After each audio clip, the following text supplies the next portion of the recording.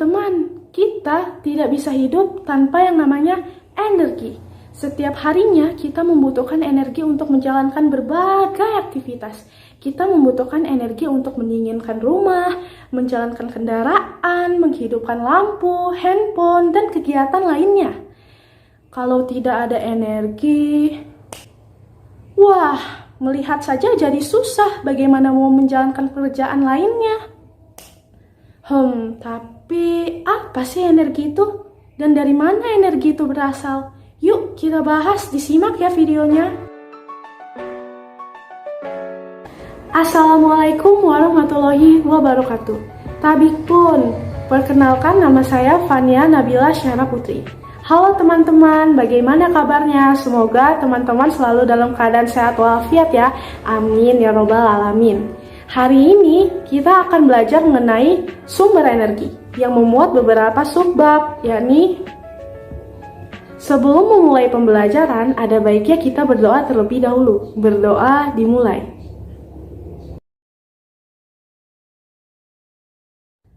Berdoa selesai. Energi adalah kemampuan untuk melakukan suatu usaha. Contohnya, usaha kita untuk mendinginkan dan menerangi ruangan. Kita perlu energi listrik supaya AC dan lampunya bisa menyala. Energi listrik ini hanya salah satu bentuk energi saja. Nah, seperti yang tertera, kita akan membahas tentang bentuk energi, energi berdasarkan asalnya, dan energi berdasarkan ketersediaannya. Bentuk energi yang pertama adalah energi mekanik. Energi mekanik adalah energi yang dimiliki benda ketika usaha dilakukan kepadanya. Teman-teman, saat kita membahas energi mekanik, maka kita juga akan membahas energi kinetik dan potensial. Energi kinetik adalah energi yang dimiliki benda yang bergerak dengan kecepatan tertentu sebesar V, seperti ketika sebuah benda dilemparkan. Lalu ada energi potensial. Energi potensial sendiri terbagi menjadi 3 bagian. Yang pertama ada potensial gravitasi, yang kedua ada potensial Pegas, dan yang ketiga ada potensial listrik. Bentuk energi yang kedua adalah energi kimia. Energi kimia adalah energi yang terkandung dalam suatu zat yang tersimpan dalam ikatan senyawa kimia. Energi kimia akan lepas ketika reaksi kimia terjadi pada zat. Saat energi kimia lepas, zat akan mengalami perubahan bentuk energi. Dari energi kimia menjadi bentuk energi lainnya. Contohnya energi kimia pada baterai HP kita, supaya HP kita bisa tetap menyala. Bentuk energi yang ketiga adalah energi listrik. Energi listrik adalah energi yang dihasilkan oleh aliran elektron atau arus listrik yang terjadi akibat perbedaan potensial listrik. Energi listrik dapat diperoleh melalui proses konversi energi pada baterai, akumulator, bahkan dari pembangkit listrik. Ada 3 perubahan utama energi listrik menjadi energi lainnya. Yang pertama yaitu energi listrik menjadi energi panas atau kalor, yang kedua energi listrik menjadi energi gerak atau kinetik, dan yang ketiga adalah energi listrik menjadi energi cahaya. Konsep energi listrik menjadi energi kalor menjadi dasar dalam prinsip kerja mesin pendingin seperti AC dan kulkas.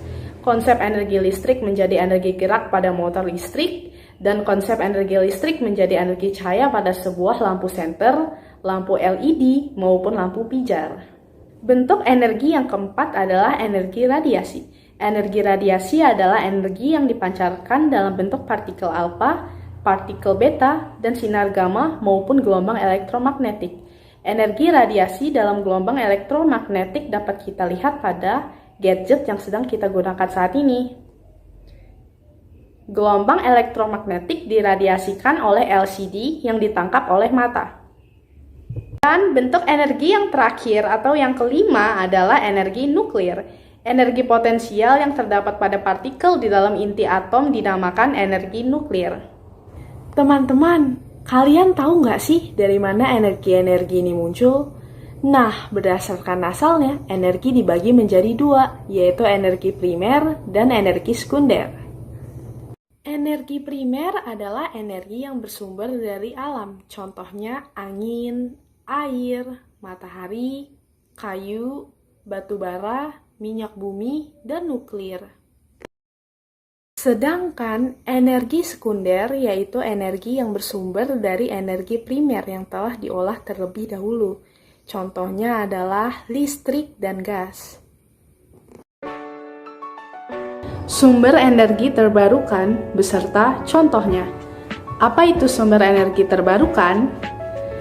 Sumber energi terbarukan adalah sumber yang bisa memproduksi energi dengan tidak menghabiskan sumber daya alam dan bisa terus dikembalikan. Sumber energi terbarukan tidak akan habis karena sumbernya yang alami. Contoh sumber energi terbarukan adalah cahaya matahari, panas bumi, angin, air, biomasa, biogas, dan gelombang laut. Penggunaan sumber energi terbarukan lebih bersih dan tidak menghasilkan polusi udara seperti energi tak terbarukan. Supaya bisa semakin memahaminya, kita cari tahu contoh sumber energi terbarukan yuk. Berikut ini contoh sumber energi terbarukan. Air. Air bisa dimanfaatkan sebagai sumber energi karena sifat gravitasinya, yaitu selalu mengalir dari permukaan tinggi ke yang lebih rendah. Sumber energi dari air ini dimanfaatkan dengan cara pemasangan kincir air dan pembangkit listrik tenaga air di Indonesia. Cahaya matahari. Cahaya matahari atau surya juga bisa dimanfaatkan sebagai energi surya atau solar energi dengan sebuah alat yang disebut panel surya. Panel surya ini bisa menyerap cahaya matahari untuk dimanfaatkan menjadi bentuk energi lainnya. Salah satunya adalah listrik. Angin. Kita bisa mengubah angin menjadi bentuk energi lain dengan memanfaatkan teknologi kincir angin. Kincir angin bisa dimanfaatkan untuk mengubah angin menjadi energi gerak dan kemudian menjadi energi listrik. Jenis energi ini hampir bisa dilakukan di seluruh dunia karena angin ada di seluruh dunia. Panas bumi. Jenis energi yang satu ini asalnya dari dalam inti bumi yang panas. Teknologi panas bumi atau geotermal biasanya dipasang di dekat gunung berapi yang masih aktif. Biomasa. Sumber energi biomasa berasal dari bahan organik yang asalnya dari makhluk hidup seperti hewan atau tumbuhan. Biasanya asalnya dari limbah sisa nabati yang tidak terpakai, seperti jagung, kopi, atau ikan laut. Hasil pengolahan ini bisa dijadikan bahan bakar pengganti minyak. Gelombang laut. Pasang surut air laut juga bisa menjadi sumber energi terbarukan yang diubah jadi energi listrik. Alat yang digunakan untuk mengubah energi kinetik dari gelombang laut ini adalah turbin. Turbin pembangkit listrik ini hanya bisa diletakkan di laut yang memiliki ombak besar. Nah, teman-teman, tadi kita sudah membahas pengertian sumber energi terbarukan beserta contohnya. Selanjutnya, kita akan membahas sumber energi tak terbarukan. Sumber energi tak terbarukan adalah sumber yang bisa memproduksi energi dengan menghabiskan sumber daya alam dan butuh waktu jutaan tahun untuk mengembalikannya. Yang terdiri dari sumber energi tak terbarukan adalah sumber energi fosil yang suatu saat bisa habis, seperti batu bara, minyak bumi, dan gas alam, yang kita kenal dengan bahan bakar fosil. Berikut ini adalah contoh sumber energi tak terbarukan. 1. Batu bara. Batu bara merupakan bahan bakar fosil yang terbentuk dari jasad makhluk hidup yang terkubur jutaan tahun lalu. Untuk mendapatkan batu bara diperlukan pembuatan tambang di permukaan bumi dan di bawah tanah. Sebagian besar sumber listrik kita saat ini masih menggunakan batu bara. Ketika digunakan sebagai bahan bakar, batu bara melepaskan gas seperti karbon dioksida dan metana. Gas-gas ini disebut juga gas rumah kaca.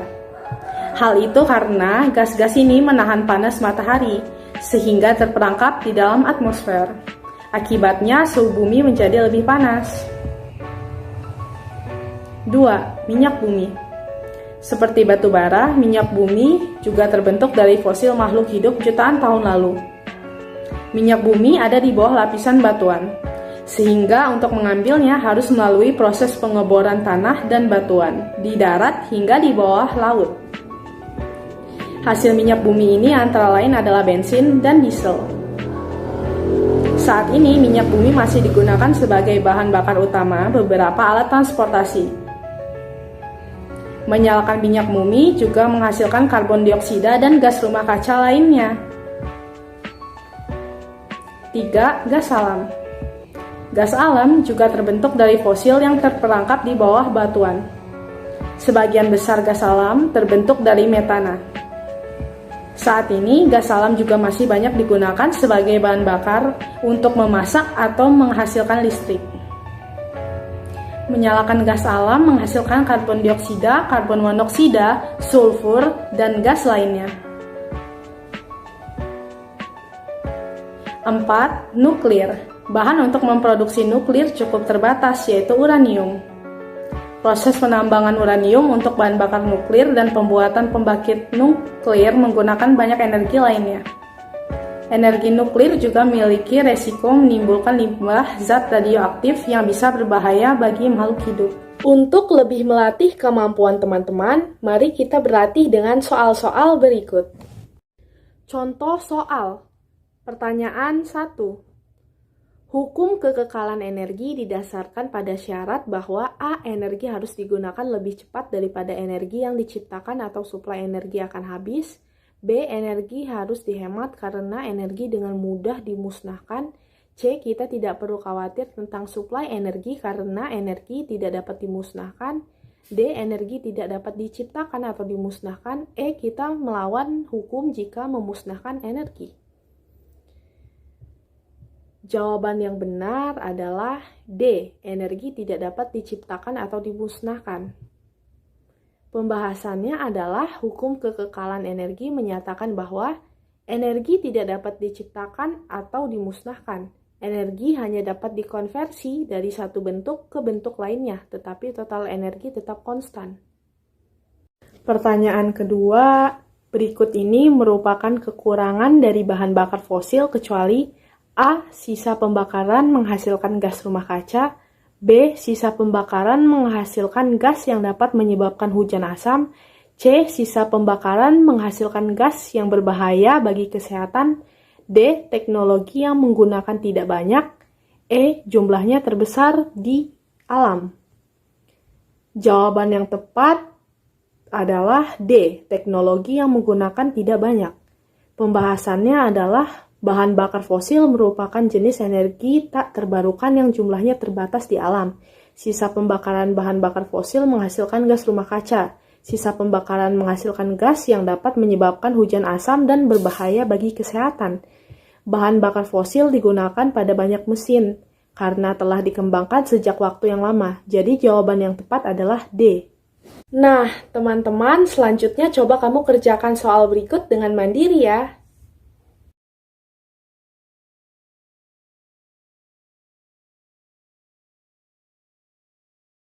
Jawaban yang benar adalah A, 1 dan 2. Pembahasannya adalah energi terbarukan memiliki jumlah yang tak terbatas dan dapat digunakan terus-menerus.